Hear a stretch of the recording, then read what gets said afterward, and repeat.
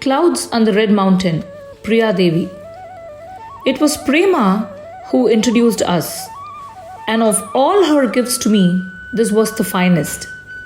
We had been talking, and in the course of our conversation, I had remarked how refreshing it would be to sit without having to say a word in the presence of a master.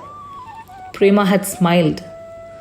A few days later, without telling me what to expect, she drove us up into North Arcot. It was high noon. Arunachalam shimmered with a startling clarity in the heat. Prema left me gently at the meditation room. I remember its welcome cool. The soft black flagstones worn by many feet held puddles of melted sunlight.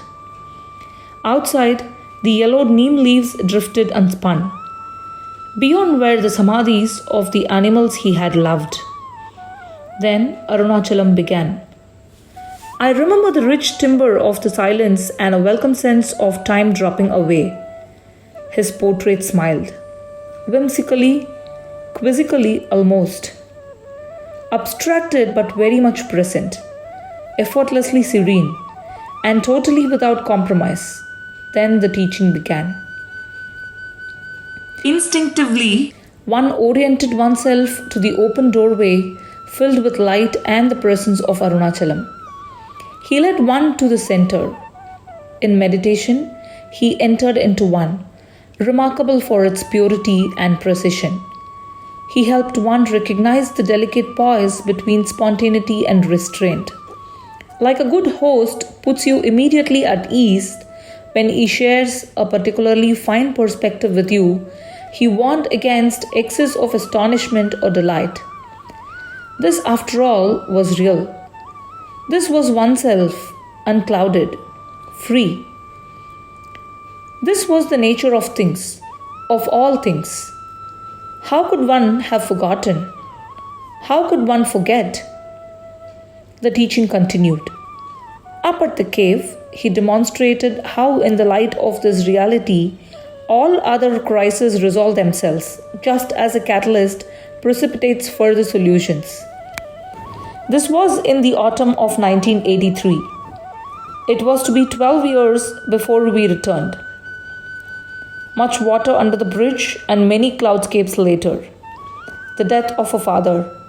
The delight of living on the Ganga at Kashi wrapped in its ritual sunrise. The spin and drift of neem leaves. The well in the courtyard. The painful readjustments of return.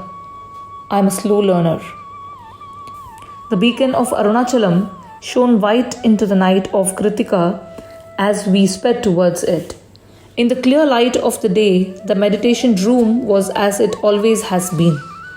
The master was as generous and as uncompromising in his teaching. So, he seemed to say, "You are back again? And how much closer to yourself are you now than you were then?" As simple and clear as a rain-washed sky, one looked at the question, and the question looked back at one, bland and penetrating. Well then, he seemed to say, "You know what you must do. Go deeper and stay with it." He smiled, and this time he sent me away with a preliminary exercise in Maya. As clouds suddenly appear and disappear in a clear sky, so this entire universe appears and disappears into the self. Yoga Vasishthasara 2:20. Om Shri Ramanarpanamastu. In order that the bonds of destiny and all its kindred may at last be loosened, and so that one may also be released from the dread cycle of birth and death, this path than others is far easier.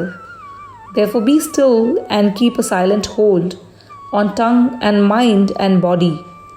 That which is, the self-effulgent will arise within. This is the supreme experience. Fear will cease. This is the boundless sea of perfect bliss. Bhagavan Sri Ramana.